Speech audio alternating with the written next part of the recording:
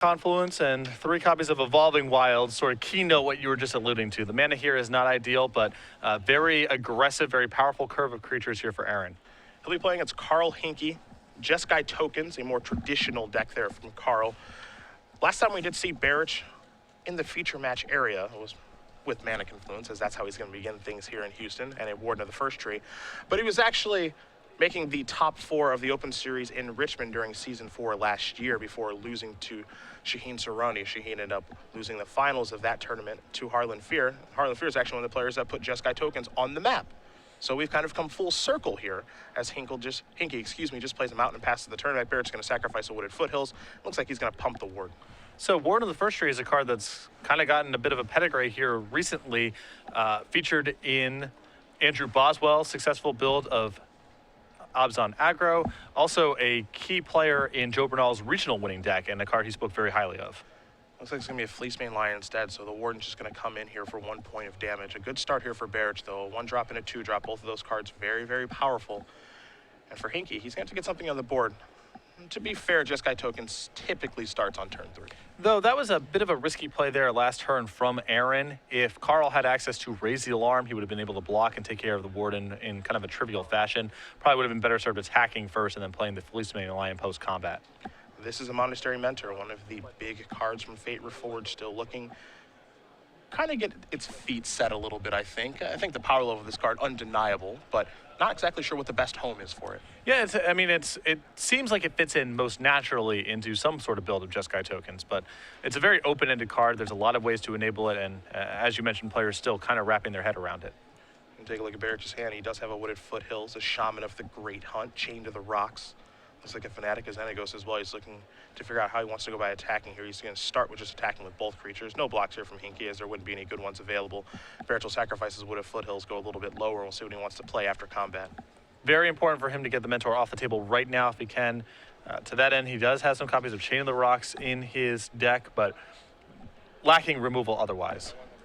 Yeah, Valor Stance is not going to get the job done against that card. He does have 3 copies of that, however. He also has 3 copies of Become Immense and 3 copies of Gather Courage. Here is a Chain of the Rocks, as he does fetch up a mountain with the Foothills, so that will take care of the Monastery Mentor. As you mentioned, very important to get that off of the table. And now it looks to be just a passing of the turn back to Hinkie. And again, this is another curious sequence here from Aaron, who could have just done that pre-combat and then pumped the Warden. I'm curious if he's holding on. Oh, I suppose he actually lacks the 2nd white mana. Yeah. Excuse me. This is a Hordeling Outburst. So 3 Goblin Tokens will be on the way here. Just always assume with these hybrid mana cards that they can just activate it all the time. Yeah, but it feels like very, very Figure of Destiny-esque. Right, and with Boswell's deck in the previous week, that was certainly the case. A Wild Slash is going to go after one of the First Tree, but a Gather Courage will take care of that. If you do remember watching Aaron play in Richmond, had multiple copies of Gather Courage in his deck, a card that he is definitely fond of. It's something that players generally just don't play around. No, and it has opportunities to be very, very good in combat, attacking and blocking, because it can be free when you're blocking with something like Heir of the Wilds, Fleecemane Lion, or any other green creature. A 4th land here for Barich. Does have a copy of Shaman of the Great Hunt in hand, but he's just going to start by attacking.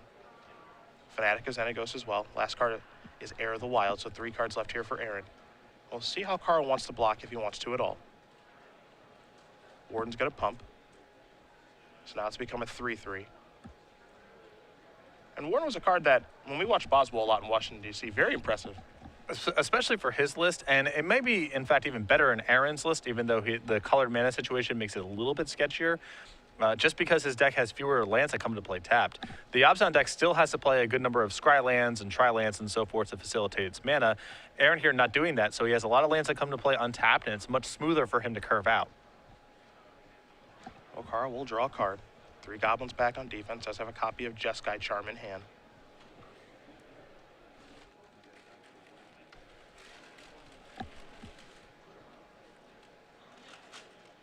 He's going to assess the situation before moving forward. A couple of lands over there as well here for Carl. We'll start by playing one of them in Shivan Reef. And just pass the turn back, so a boring turn there for the Jeskai Tokens deck. It's capable of quite a few powerful things, but nothing doing so far. None of the big payoff cards so far. No Treasure Cruise, no Ascendancy, and not really effective at blocking these creatures because they're so large. Those goblins look like they may be on chump blocking duty. Here's a Fanatic as goes pre-combat. So Barich will ask the question as far as tribute is concerned. And we'll see what Hinkie wants to do about it. I assume, given how under duress Carl is right now, that he has to just give Aaron a 4/4. Not something you love to do, but it seems like something he's going to have to do. Can't forget the Fanatic tramples as well, so having a 4/4 trampler against this board is pretty good.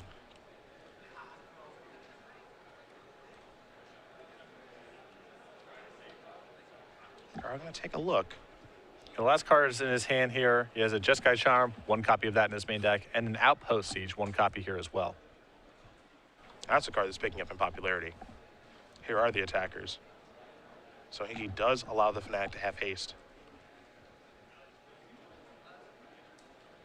And now it's time to block because, well, if he doesn't, he's dead. Yes. So he wants to set things up. But he is in a really, really rough spot right now. And that doesn't even include the fact that Aaron does have a Shaman of the Great Hunt in his hand. And I suspect here Carl's going to have to use the Jeskai Charm to put something on top. It's very hard for him to block and use the +1/+1 power because there's too many 3 toughness creatures in play. If there was another 2/2, let's say, I think Carl might want to go double block one of the 3/3s or 4/4s, put something in front of a 2/2, and then use the +1/+1 in lifelink mode on Jeskai Charm. But Aaron's creatures are just too large to make that an effective play right now. Yeah, this is a really tough spot because I could see a block where, Goblin Token goes in front of Heir of the Wilds, but that's not even going to work very well because that's a 3/3 now, too. Yeah. So in most cases, it would be a 2/2. So Carl is in a pretty bad spot no matter how he blocks here. It makes the Fanatic even more significant. I mean, it's a big haste attacker with trample and is increasing the size of Heir of the Wilds, which is very awkward for the Jeskai Charm in Carl's hand in multiple ways. Jeskai Charm is going to be cast here in just a moment. So the question is, what mode will he be using? And we will be able to figure that out in just a second, depending on if a creature goes on top or if it doesn't. It looks like very clear. It looks like Carl is just taking care of the Fleece main line here and trying to gain 6. Okay. So he'll undo some of the damage that is dealt by some of the creatures, but he's just making up small ground. Not a big exchange that's favorable there. Yeah, and it's still net positive for Aaron that turn. It's not even like Carl's higher than he was before combat started. Yeah. Carl traded 1 for 1. Aaron still has a very developed board. So not a bad turn for Aaron there, even though Carl did have a trick inside of combat. Jeskai Ascendancy, the draw. But it's a little late to the party right now. A card that can typically dominate a game. It'll be hard for it to dominate this one. Looks like he's going to deploy it. So the Ascendancy is in play. And now just a passing of the turn. We're going to go back Barich's way. Barich will quickly untap, take a draw. Become Immense is what he's picked up. 4 cards in the graveyard, so that'll be a cheap one of those.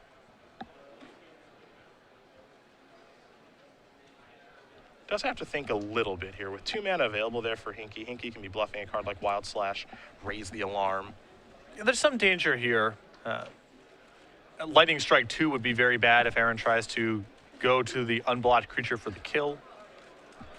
But you also don't want to give Carl a lot of time with the Ascendancy in play because that card can very easily turn a game around. Here's the attack with everybody.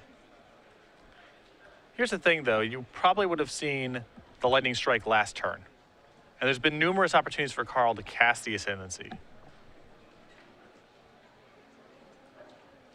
Well, Barich's not willing to make a move. Just going to let his creatures win in combat. Follow up with a copy of Heir of the Wilds, pass the turn back. Hinkie at 1. And I kind of like the sequencing here by Aaron, not really willing to make a move because at this point, the card that he can really only lose to, I feel like, is End Hostilities, and then he has a haste start afterward with Shaman of the Great Hunt. Yeah. So he's kind of got every avenue covered at this point. There's no real reason for him to make a big push on anything. He could have gone for a kill there. The evidence suggested that Carl did not have any interaction, but there's no reason to risk it because Aaron had such a commanding position and, as you mentioned, had an out to the best card that Carl could have followed up with, which was End Hostilities. Aaron Barich does win game number 1 here over Carl Hinkie. I aggro up a game over Jeskai tokens. We turn our attention to the sideboard. We will start with Hinkie and his Jeskai deck. What's he got? 3 copies of Disdainful Stroke, 2 copies of Erase, 2 copies of Negate, a Valorous Stance, 2 copies of End Hostilities, and Elspeth's Champion. a Dig Through Time, a Glare of Heresy, an Outpost Siege, and an Anger of the Gods. I really like converting into a control deck here from Carl's side of the table, so I like bringing in the Anger of the Gods, the 2 copies of End Hostilities, the Elspeth, the Glare of Heresy, and maybe even to that end bringing in something like Dig Through Time to make him more of a firm control deck. But I think in this matchup, he's very well suited with more removal, more sweepers, and his Elspeth as a way to win the game. Take a look at Barich's sideboard. You'll find 3 copies of Wild Slash, an additional copy of Gather Courage. He's got 3 in the main, 1 on the board, 2 Arc Lightnings, 3 Glare of Heresy, 2 Outpost Siege, 2 Xenagos the Reveler, and then 2 copies of Destructive Revelry. I would assume he wants some number of Wild Slashes just because he saw Monastery Mentor. I'm not saying he needs to board up to the full amount, but this doesn't seem like a matchup where Valor's stance is very good, so I think he wants to swap those out for something. Yeah, I think so too. I think the Glare of Heresies are justifiable to bring in because it's good against the white creatures and the card Jeskai Ascendancy. I think Xenagos the Reveler is not bad in this matchup. It's not like it gets trumped by the green creatures like Caryatid and Courser Crufix. That's one of the big problems with Xenagos in this format. But Jeskai Tokens doesn't have a clean out to it in quite the same way, so Xenagos can pretty good. And I think that Outpost Siege could be good in this matchup as well. I think Aaron wants to be less all in on just a curve of creatures and pump spells because Carl's post board is likely to have more removal spells, more planeswalkers, and things to try to trip up that game plan. So if Aaron can kind of take a different dimension of attack, I think either mode on Outpost Siege at various points could be powerful for him in the matchup. Players going to shuffle up here for game number 2. Will be underway in just a moment, but we will take a look at our Season 1 schedule here. We're in Houston right now. As we mentioned at the top of the show, there's not a lot left. You see Los Angeles next weekend. We got our Open Series in Baltimore after that, our first Modern Open Series event with the Pro Tour results. That should be interesting to watch. Oh, for sure. I mean, Modern looks to be in a very healthy place right now. A lot of different decks going on. Power level format looks relatively flat. Should be a lot of fun to cover. We'll go to Miami after that for our standard Grand Prix. You can go over to StarCityGames.com for more information about that. Should be a fantastic event. We'll wrap it up in Dallas and fire off in Richmond with a standard Open Series and a standard Legacy Invitational. You, me, and Matthias for our Season 1 Invitational, first one of the year, where we're going to punch 2 invites to the 2015 Players Championship. And somehow my first opportunity to go to Richmond for an Open Series, even though we typically go there once or twice a year. Don't know how I've missed it so far, but that will be my first time. You will love it. You want to know why? Why? They have a champs there. Perfect. So you will love it. And good guy that I am, this is on the record. It's on me. Okay. I'll take care of you when we go. Because that's what friends do. That is, I don't have a response to that. We aren't going there. We are not going there. We talked briefly about Outpost Siege being within both of these players' decks. You want to talk about a card that's picking up in popularity. Well, both, I mean, it seems pretty well suited for Jeskai Tokens because it's a deck that wants to play offense in certain spots and defense in certain spots. And Outpost Siege is a pretty flexible way of doing that. I think it, the analog, I guess, is Chandra. That's a pretty close parallel, but can't be attacked and can't be targeted by Hero's Downfall. Yeah, that was the analog that everyone made right at the beginning is just, isn't this card just worse than Chandra? I'd rather have the Planeswalker that stays in play, but Outpost Siege, especially the Dragons portion of that card, has really proven itself to be something quite powerful in this format. A lot of players have been talking about just how good it's been for them. Yep. Also, I think the 1 red in the mana cost as opposed to 2 certainly helps this card as well. For sure. I mean, a lot of decks are looking to just touch a little bit of red. It can be awkward to try to facilitate double red, but for me, it's more about, it's a source of card advantage that can't be attacked or killed by most of the removal that's available in the format. Hinkie going to start off with a Mystic Monastery and a Temple. Barich with just a Windswept Heath right now. He'll play a Forest, crack the Heath. We'll see a Plains. And I imagine a creature coming as well here in just a moment for Aaron. Aaron, a streamer, likes to test out these 3-color aggressive decks with the shaky mana, to try to figure out if he can get ways to make the mana work. We've seen him have success with it. Again, 4 Open Series top 8s, a win in Dallas in 2013, top 4 at SCG Richmond during Season 4 last year. Beat Brad Nelson in a fantastic match, one of the best of SCGLive moments, as here's a Jeskai Ascendancy from Hinkie. And Barrich's going to try to keep it going. Here is a mountain. And this is the test. Does Aaron have one of his sideboarded glares? He doesn't have that, but he does have a Goblin Rabblemaster, and that's not a bad question to ask right now. I mean, this is not a bad consolation prize here for Aaron, but Carl's going to go into his turn at a relatively high life total and Ascendancy in play, and if the leftovers in his hand are anything of substance, I think he may be able to take over this game in short order. Lightning Strike's not a bad draw. That'll take care of the Rabblemaster. Here's 3 mana. Hordeling Outburst isn't bad either. So going to trigger the Ascendancy. Time to draw and discard. Treasure Cruise in hand as well right now. And a lot of removal by the looks of things in Carl's hand. The discarding of a Wild Slash is notable. Yeah. Opponent with Rebel Master in play, discard Shock. Yeah. Okay. How good is your hand, sir? There is a Stoke the Flames over there.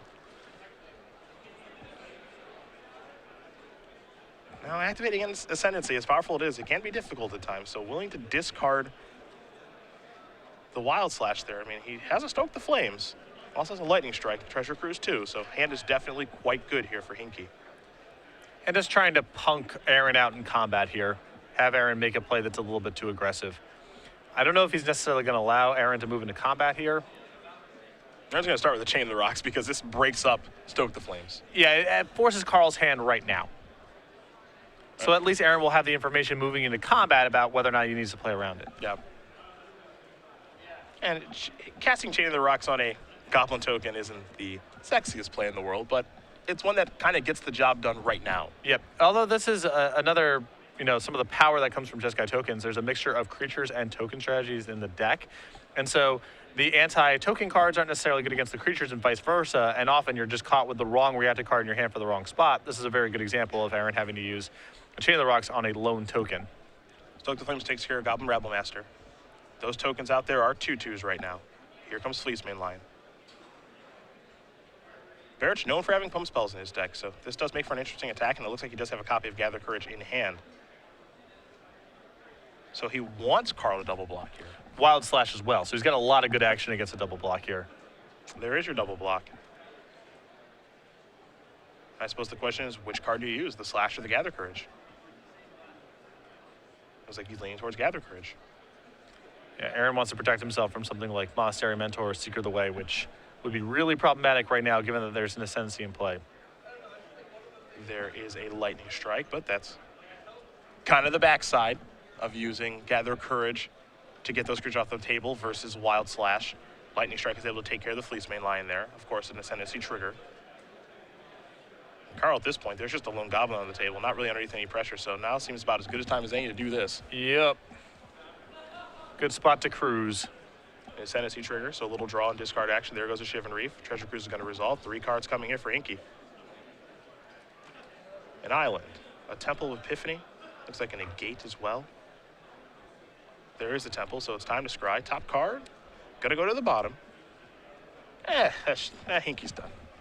And, like I mentioned several turns ago, Carl was going to be able to go into his turn at 16 with an Ascendancy in play, not facing down too much of a board. He has flooded out a little bit, but you can see his hand of Wild Slash and End Hostility. He's got a lot of protection if Aaron decides to go small or big here. And the Ascendancy just provides such powerful inevitability. Aaron picks up a copy of Goblin Rabble Master. So this is going to be kind of the true test for Aaron. His deck is kind of new at this point. I'm sure he's familiar with it. He plays a lot of Magic online, plays a lot of Magic in general. But, for us watching the booth, you guys watching at home, Naya Aggro is not something we see a lot of. So we'll see how we can stand up to a Jeskai Tokens deck, a deck that people are very familiar with. It has cards like End Hostilities and Lightning Strike and a lot of removal for creatures. Can he kind of go toe-to-toe with this card-drawing engine that Jeskai has on the table right now? He's going to start with the Shaman of the Great Hunt. Again, this is all, this is a fair amount of damage. This is not a bad turn here for Aaron, but Carl just doesn't have bad draw steps for the rest of the game because Ascendancy cleans up everything. The Shaman, of course, a 4/2 with haste.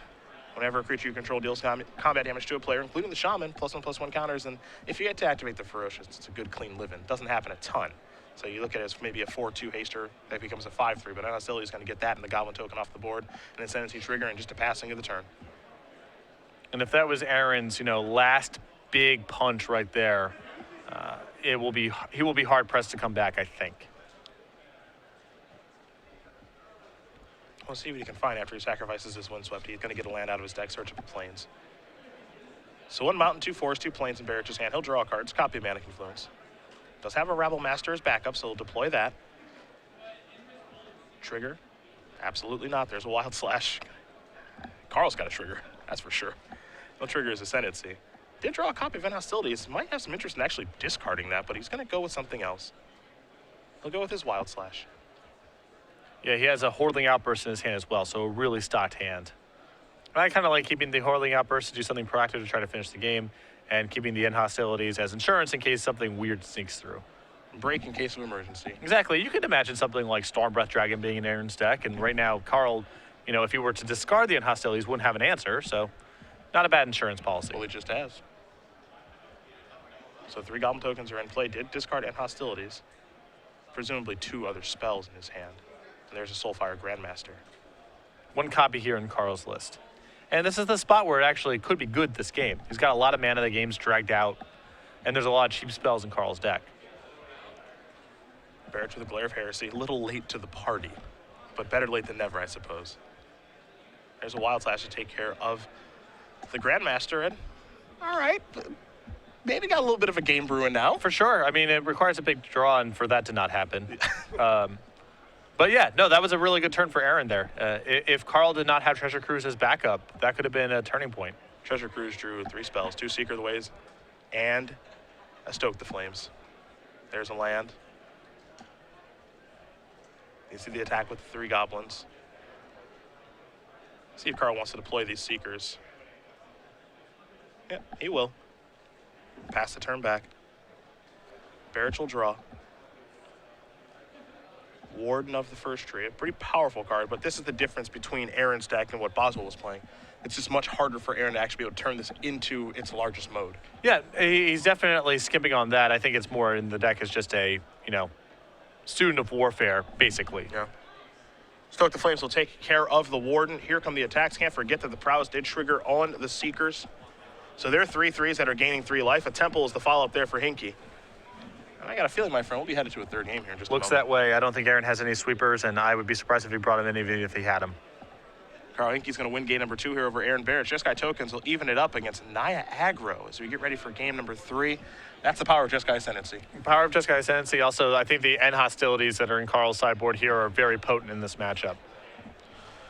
Yeah, we see that be able to convert to a control deck a high percentage of the time. I think that's a sideboard that most players lean towards. And for Aaron's deck, especially when he's on the draw, and hostilities is quite good against him. Yeah, absolutely. So him being on the play will change some things, and I imagine it will change his sideboard a little bit too, as you see him kind of going back to the drawing board, and Carl's going to do the same thing.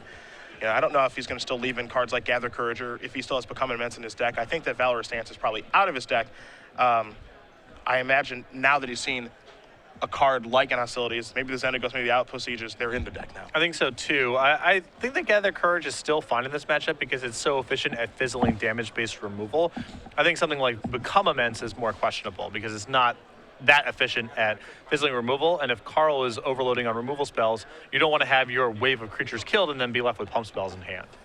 I agree with you, Valorous Stance stands out as something that just needs to go. Doesn't seem great. No targets really in Carl's deck, and it's not that efficient at fizzling removal. I think Gather Courage is still fine, even with Carl overloading on removal. Well, game number 3 will be underway here in just a moment. We will take a look at our Season 2 schedule here on the Open Series. Season 1 is almost done, so Season 2, very shortly, will be underway. Yep, and we start off in Syracuse, then Providence and Seattle, Cleveland and Seattle for all standard opens here. Cleveland and Seattle, nice back-to-back weekends for you as your hometown previous and your hometown current will be on the schedule. Past the Seattle Open, we have Dallas again on the schedule, then a Legacy Open in Worcester, Massachusetts, and then the Season 2 Invitational in Columbus, Ohio will be attached to the Origins Game Fair, which is a very large gaming convention. Modern and Standard will be the formats for the Invitational with a Modern Open Series attached, June 5th through 7th with me, you, and Matthias in the booth. That's going to be one of the more fun tournaments to watch because we don't see a lot of Modern on the Open Series, so, we can kind of identify what players are going to play in their respective formats between Standard and Legacy because we see them so often. But what are the Modern decks that Jim Davis and Joe Lissette and Jerry Thompson, Brad Nelson, Todd Anderson, what are those guys going to play? I have no idea. I'm really interested about both Columbus and the Baltimore Open that's coming up in a few weeks because, as you mentioned, a lot of our grinders for the SCG Open Series, they're going to focus primarily on Standard and Legacy. This is the first time where Modern's been in full force in 2015. And for a lot of those players, if they focus primarily on the SCG Open Series, Modern may be a bit of a blind spot. So I'm curious to see what kind of decks those players play. And there are definitely some Modern specialists out there. Jacob Wilson, I think of Sam Pardee, I think of Josh McClain, and a handful of other players. So it'll be interesting to see exactly what kind of approach the players on the Open Series do take in Baltimore. Yeah, I think that's the big one. That should be a lot of fun to watch. Our first Modern Open Series event then. And, the race is certainly going to be really interesting to watch. Jim Davis currently has a big lead. Joe Lissette is capable of winning an Open Series event as he proved in Columbus already this year. So things could really tighten up. Yeah, no, I think that Baltimore it's going to be a really exciting event to watch and to cover. There's going to be a lot of unknown information. I think a lot of players are probably going to gravitate towards playing some of the Pro Tour decks, but you never know. There's a bunch of different decks available in Modern. You could be covering a lot of burn matches that weekend. It is possible. And Evolving Wilds is where we'll start things here for game number 3. Aaron will sacrifice that after Carl does play a Mystic Monastery. I think it's more likely that I cover a lot of core Firewalkers and timely reinforcements, but possible I'll be covering some burn. That's still a burn match. Yep. It's Technically, that's still a burn match, just not the way I think you'd like it to go. Though, I can imagine you getting a little happy seeing the burn player overcome those hate cards. I think that timely reinforcements you can overcome with Skullcrack. Core Firewalker is really rough. Get your pirate spell bombs. Dial them up. You can start playing Chain to the Rocks. No reason not to. You have a bunch of mountains and you're already splashing white. Problem solved. Just giving out tech here. What are we even talking about? Right. Problem solved. Heir of the Wilds. That's how Barich will start things on turn number 2. See what Carl has for his second turn.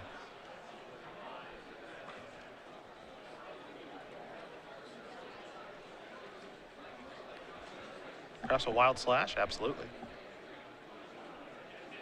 Little wary, I think, of Gather Courage there. This is what he was thinking about. Yeah, no, he's seen it. He has to respect it. There's a very good chance Aaron's left it in.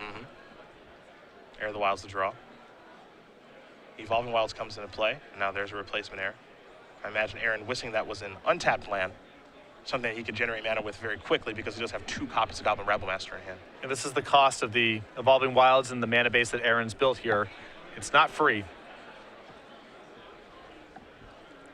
Little scry action here for Carl with his Temple of Triumph. Going to consult the hand before figuring out if that's going to stay on the top or the bottom. Top it is. And now there's a Seeker in the passing of the turn. Barich's going to sacrifice that Evolving Wilds, fish out a mountain very quickly so he can turn on these red cards. And now if Aaron draws land number 4, he has a turn of Rabblemaster plus Chain of the Rocks. Could be a very big tempo swing here, and if Carl doesn't have a sweeper available, Aaron could push really far ahead in the game. Barich will draw. A land it is. Wooded Foothills. Another source of red mana too if he needs that. Shaman of the Great Hunt in hand as well. He'll start by sacrificing the Foothills. That's the easy part. There's the mountain.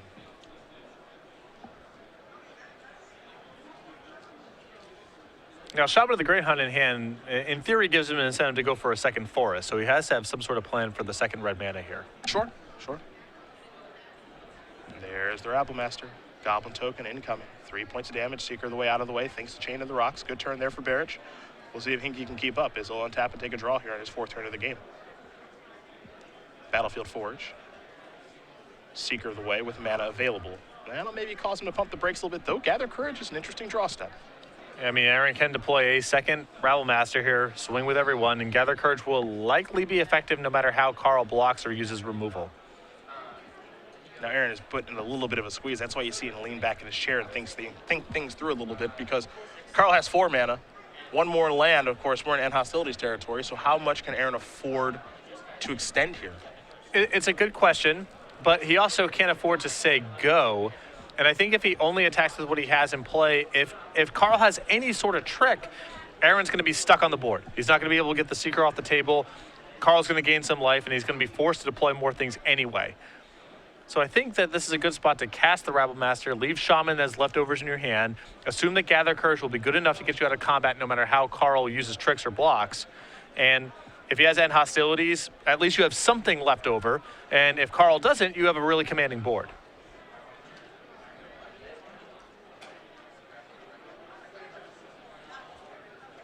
Barich is going to give this a long thought. It's a tough turn, you know, but I don't think Aaron can just send in what he has in play. It's too likely combat's a disaster. I think so too. I think he needs to do a little bit of a risk here. Oh, he's just going to make a Goblin token. So not willing to deploy the other Rabblemaster. Though it looks like he's willing to send in with this Rabblemaster. And he is. So everybody into the red zone. We'll see how this line of play works out for him.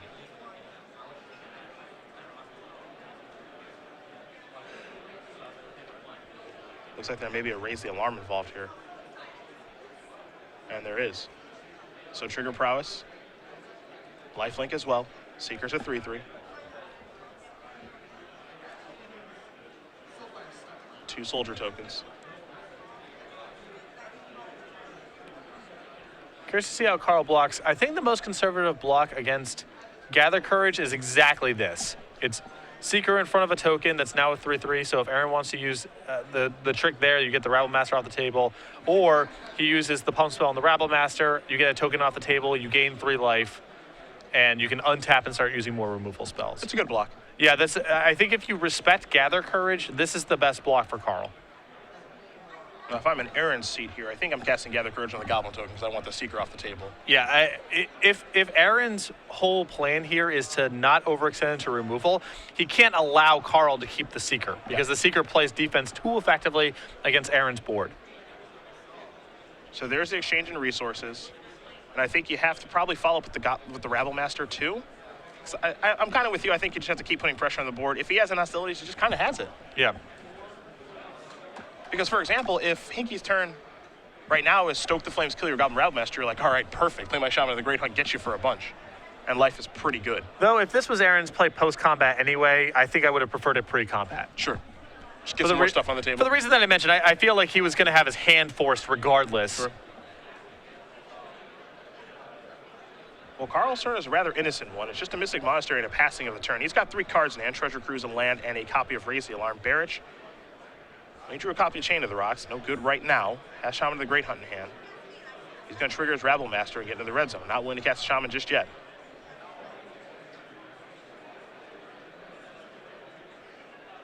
It's time for more soldier tokens here from Hinkie. And I think that Aaron just wants to hold this Shaman off in his hand as long as he possibly can. 4 points of damage will come through. Rabble Master's going to bite the dust. Trying to figure out the best spot for the Shaman. He's decided that's not it just yet. We're going to head back Carl's way. Carl will draw a card. It's a copy of Jeskai Charm.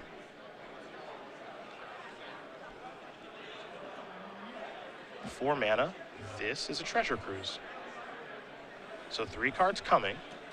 1's a Shivan Reef, 2 is a Temple of Triumph, 3 is a Mountain. Not the best Treasure Cruise we've ever seen. And by playing the Temple there, it means that the shields are kind of down. Wild Slash is still available, but I think this is where Aaron's probably going to pounce with the Shaman. Possibly, though, again, he leaves himself really exposed in the event that End Hostilities is the follow-up here. Sure. He does have access this turn to just attacking and then playing Fleecemane Lion, which still adds to the board in the event that Carl doesn't have a sweeper, and is less valuable than the Shaman in the event that Carl untaps and hits him with the sweeper. Well, here's the attack for 4. I think that if Aaron drew a land that turn, you may see him push, because he's back in the spot where if Carl just untaps and has random removal spells, he can't win anymore. Aaron not willing to add anything to the board that turn. How do you feel about that? I think I would have deployed the Fleecemane Lion. I just don't think the clock is fast enough at this point. I think he needs to deploy some other creature. I think that if Aaron had 6 mana in play, I could see saying we're holding it all back, because in the event he gets hit with End Hostilities, he can untap and play both things. But since he's on a 1 or 2 turn delay for one of his threats anyway, I think that I would have played one of them. Chain of the Rocks is going to go after that Monastery Mentor. This is a Jeskai Charm. That's going to put that on top of the deck, and now here comes a Monk token. So Heir of the Wilds will be Barich's draw step. Now is he willing to cast Shaman of the Great Hunt? The answer is no. Well, I think based on that turn, you can pretty safely assume Carl does not have End Hostilities in hand. Sure. You may see Aaron be a little bit more aggressive here, at least deploy the Fleecemane Lion post-combat. What makes this so interesting is the longer we go, the more of a chance that Hinkie actually has the opportunity to draw an End Hostilities. He doesn't have it now. Exactly. Aaron can't wait all that long. And like I said, I think that this Fleecemane Lion is not worth very much as a follow-up here, because it's so slow, given that Aaron doesn't have enough mana in play to play everything left over in his hand in one turn. Just a passing of the turn. You can see Hinkie's hand. There's not a lot going on there. Trying to represent some strength. And with a bunch of mana untapped and a Monk token in play, Wild Slash is going to take care of that Monk token. Here's the draw. Heir of the Wilds, of course. We all know that.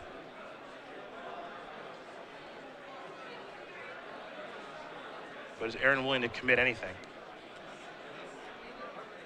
I think that's a spot where I would have preferred for Aaron to use the Wild Slash inside of combat there, because Carl may block, and use a removal spell on one of your tokens to try to get a prowess trigger and eat the other token. And in that case, you get to extract a removal spell on your token and frees up your Fleecebane Lion, your Heir of the Wilds, and so forth. Barich's going to play Fleecebane this time. Here's the draw, Worldling Outburst. This will give Carl more time. Pretty good draw step.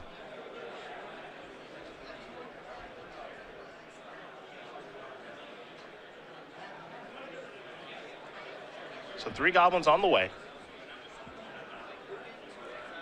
I think that Carl needs to play one of the lands in his hand here because one of his big draws is Treasure Cruise, and he needs to make sure that he can, you know, Treasure Cruise and then cast whatever he happens to draw off the top. Barich very quickly draws. Already reaching for mana.